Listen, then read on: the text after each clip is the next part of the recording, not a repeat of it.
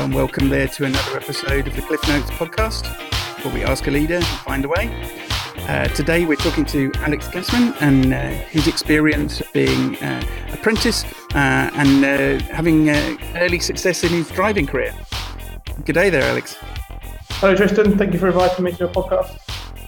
That's great. Could you give us a little bit of a background about yourself and what you brought into manufacturing? Yes, I can.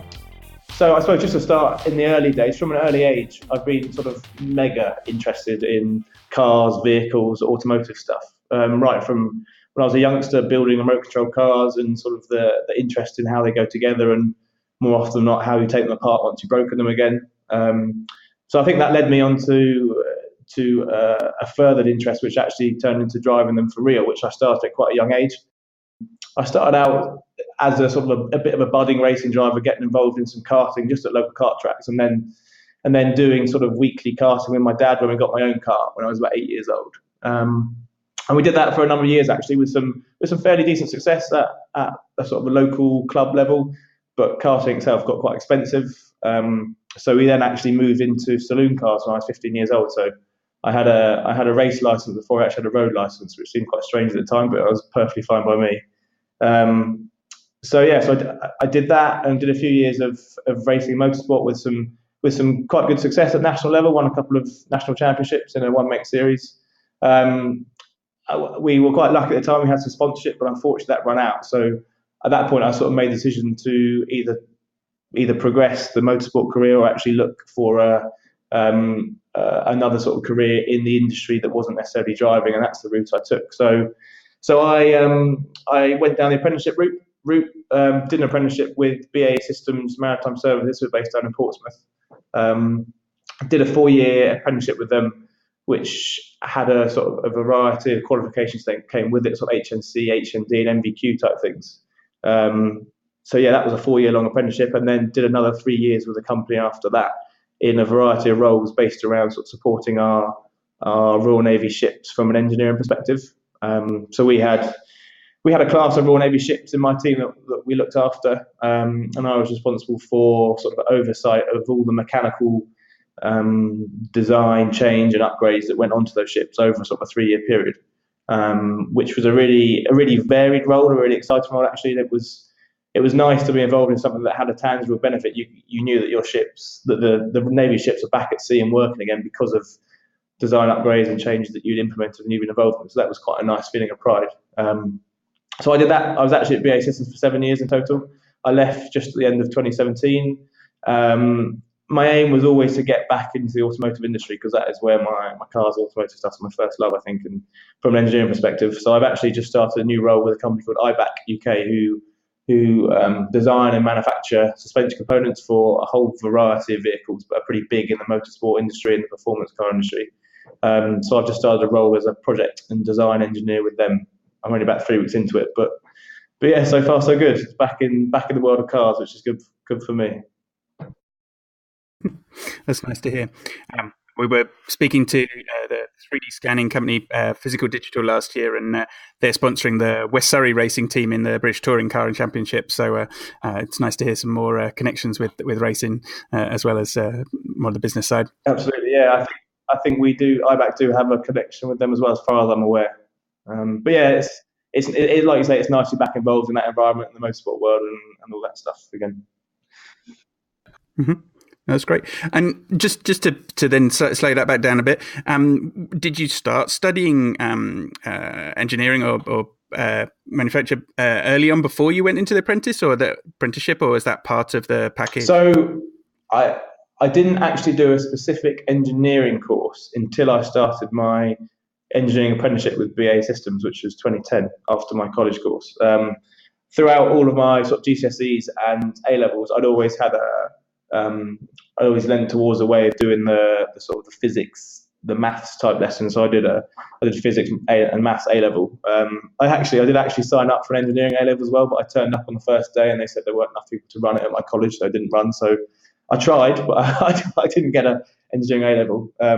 But yeah, I'd always done sort of product design, control and technology type things, which always have a basis around sort of maths and physics stuff, but then also have the practical element involved as well. So you spend most of your time in the workshops with hands-on things, but they look at the theory behind why some of the things you manufacture, some of the things you make work, and why they should work. And I'd always had that interest, so I always enjoyed getting my hands on with something, getting stuck in. But I always also wanted to know the reasons behind why you were doing stuff and why it would work like that and why it needs to be done in such a way. And that, I think, is where I sort of was more interested in doing something like an apprenticeship, which had a continued education aspect to it, rather than just going straight into a job and sort of being left to it.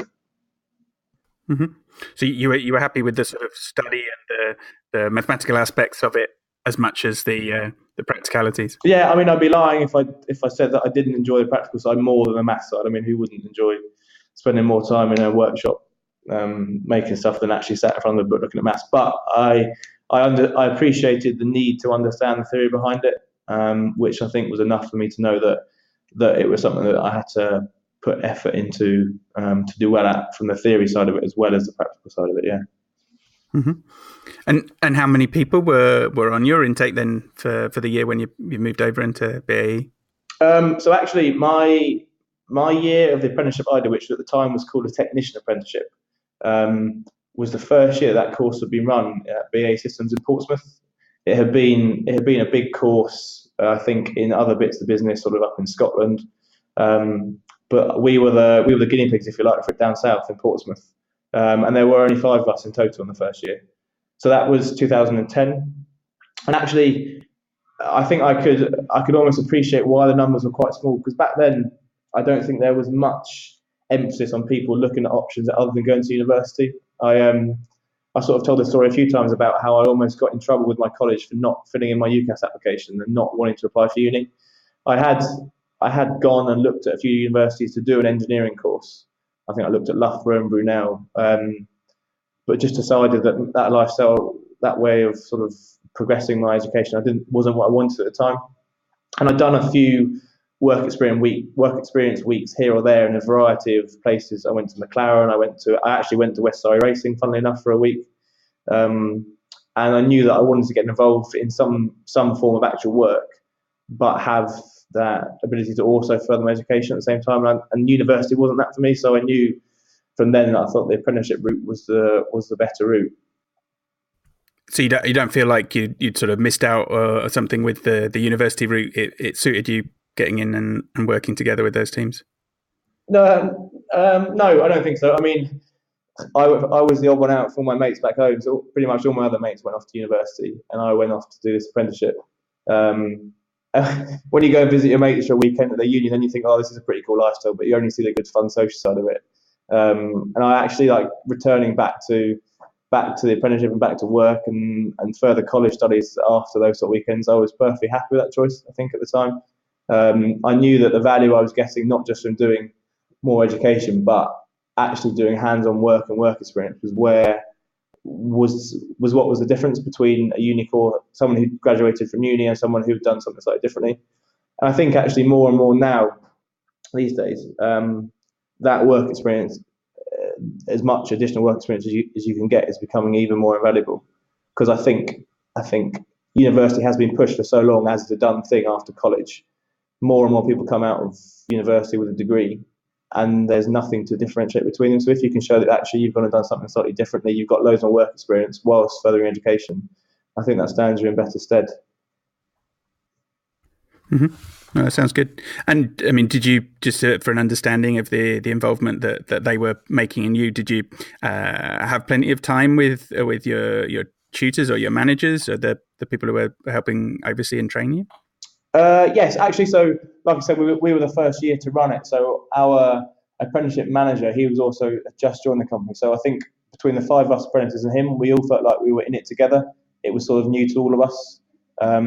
So we had to try and make as much of it as possible and make it work for us. And he was great actually at times. He was really, really good at getting the best out of it for us. And he always said his door was always open. So any questions we ever had about anything, whether it was at the academic side of things when we were studying at college, or whether it was work-based issues when we were doing different placements around work, he was always more than happy to be the first one we could go to, as he should be, as our manager. But about anything that we needed to talk about, he was good for that. And I think that having someone like that in that sort of position who takes a real interest and sort of strives to make sure that his apprentices can get the most out of the course as much as they possibly can based on what they put in, I think that makes a big difference. You felt you moved around enough to get a sort of a good rounding of education there, and being able to see the different aspects that they were tackling. Yeah, exactly. The apprenticeship at BAE was really good for that, actually. So you did the first year full time at college doing an HNC, and then years 2, 3, and 4 you did 4-month-long work placements in different placements around the site, the naval base at the time. So I think over 3 years I probably did 8, 9 different placements in different departments, and they were a real variety of departments. So some were I spent 4 months in a CAD department doing sort of detailed design on a piece of CAD software. I spent 4 months in an electrical repair team who went out onto the ships every day to go and solve electrical problems they had hands on. So it was a real range, but I think that broad experience is absolutely necessary. I think if you want your apprentices to get as much exposure to the sort of the working world and environment that your company can offer, you need to give them a chance to see as much of it as possible. And my sort of cohort had quite bad experiences with some of the placements. They just said they didn't enjoy it, they didn't get on with the type of work, and it wasn't for them. But I always thought, well, actually none of that's a bad experience. You've experienced it, you know it's not for you. So therefore, that's actually a good experience. You know that that's not somewhere you want to progress your career. And you know what are the areas that you're more interested to focus on at the same time. Mm-hmm. Oh, sounds great.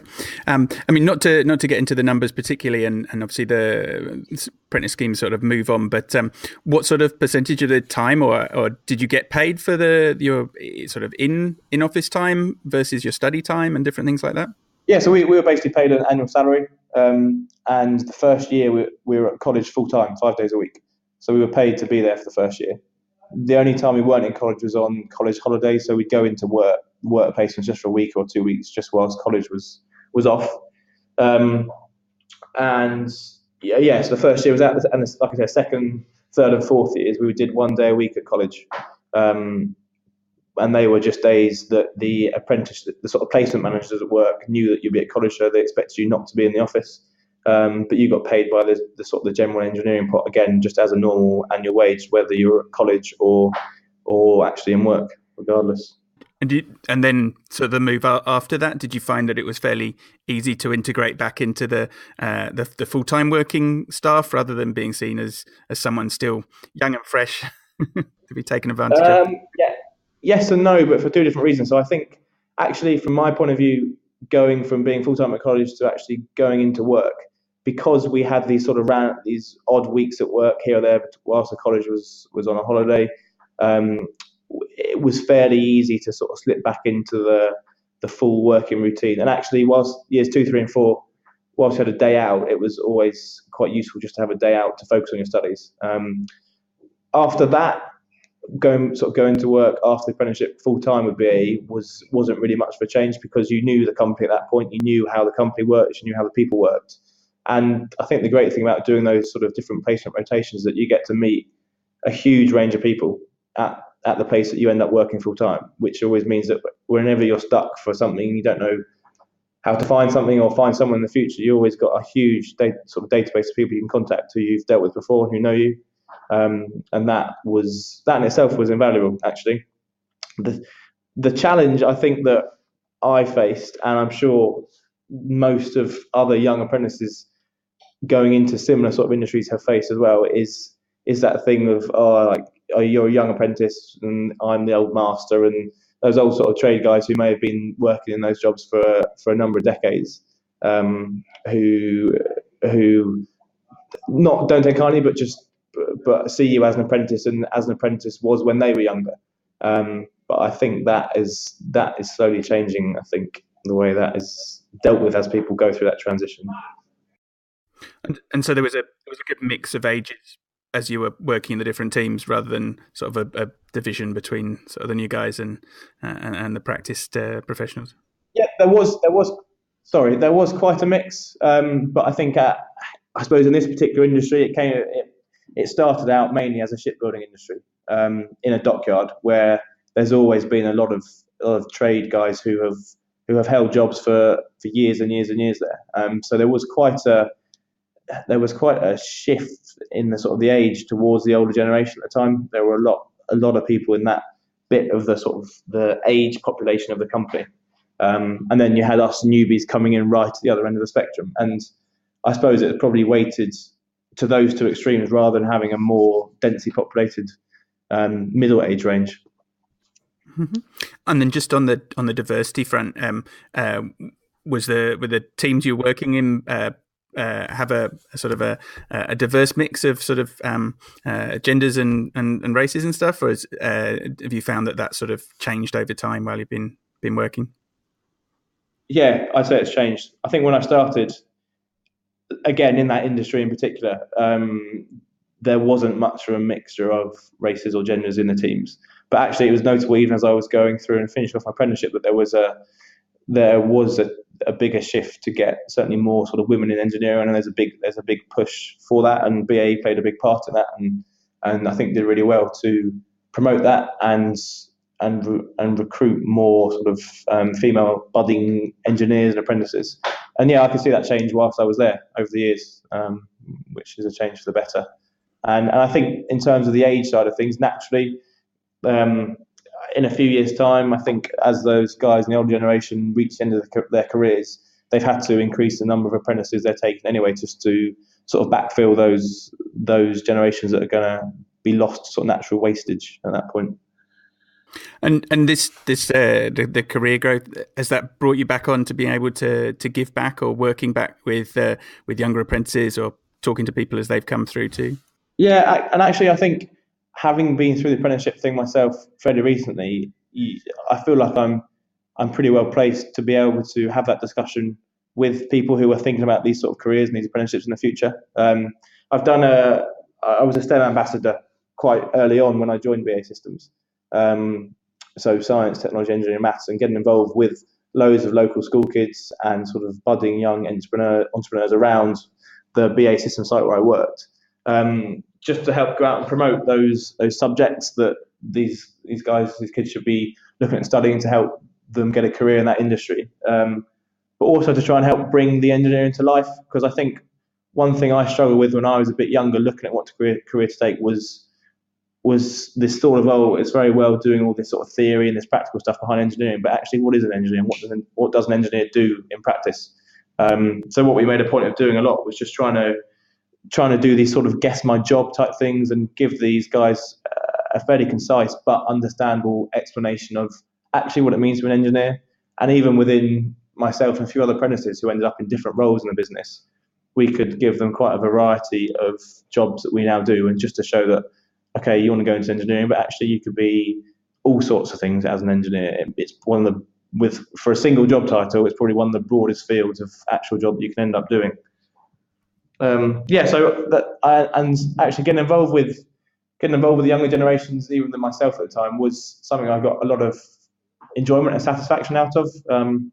I think because I was pretty happy with how my sort of early career had gone through apprenticeship in BAE Systems. I'd always made a point of trying to make the most out of it and get the most out of my academic studies as well as my time in work placements.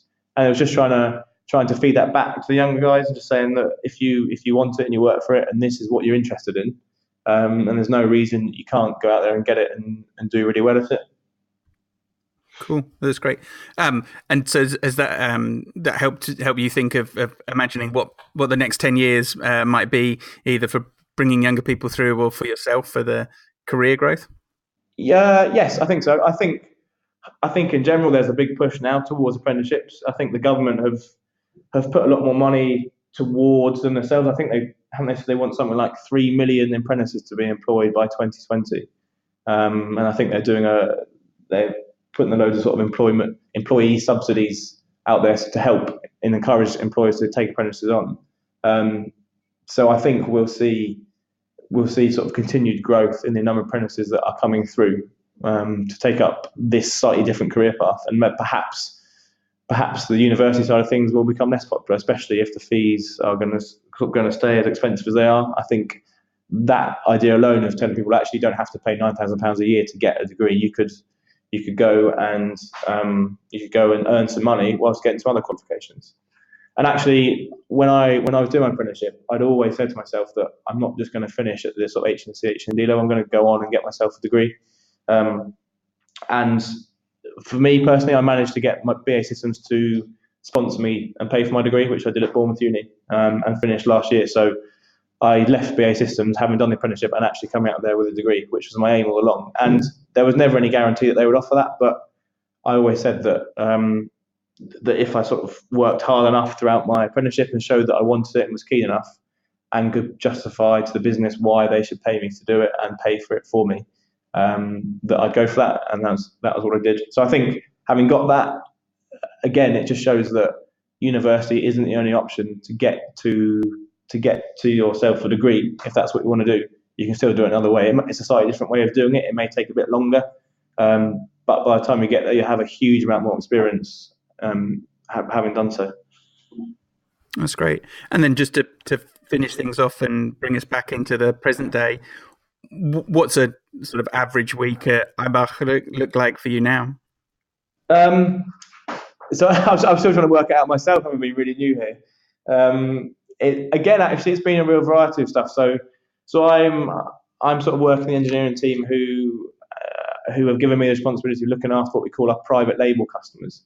So they're customers who may want bespoke suspension solutions designed and made for them for whatever application that is they've got it for. So last year, myself and Buzz went off to a customer's site who had a specific model of car they wanted some suspension springs made for. So we spent all day actually sort of tearing this car down, taking measurements of all suspension, lever arm lengths, spring lengths, damper lengths, suspension travel, all this sort of stuff. So we could use those measurements to go back to the office and put together a design that would work to the specs that they've given us.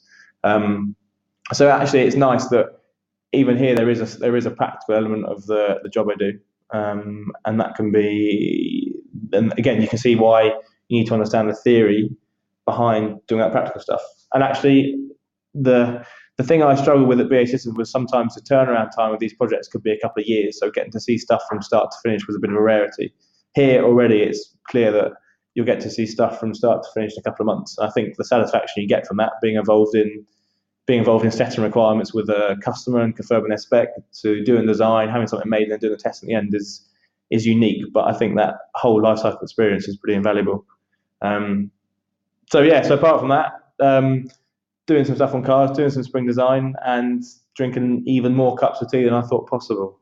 No, that's great. So, thanks for your time of chatting with us today. Is there any thing that you'd like people to be able to reach out to you for, or you'd like to tell us about where you are now? Yeah, I suppose so. So actually, in terms of my driving stuff, I haven't given it up completely. I've got a track car, and I have a use of a couple of track cars. So me and my father and a couple of friends are always out doing track days. And I've got I've sort of got a variety of pages on social media where I post up loads of videos and clips of all our track driving exploits and shenanigans, as we put it. So if people want to follow me, it's on, we're called Camber and Combustion. So at Camber and Combustion, all one word, on sort of YouTube and Facebook and Instagram. And we put sort of pretty much daily updates of skidding around on tracks like hooligans and getting black flagged and general track-based driving debauchery up, but it's all in good fun. So if anyone wants to follow me on that, that'd be much appreciated. Great. Well, that sounds great, and we'll put that in the show notes afterwards for people who want to be able to click on that and didn't get a chance to write it down. Super.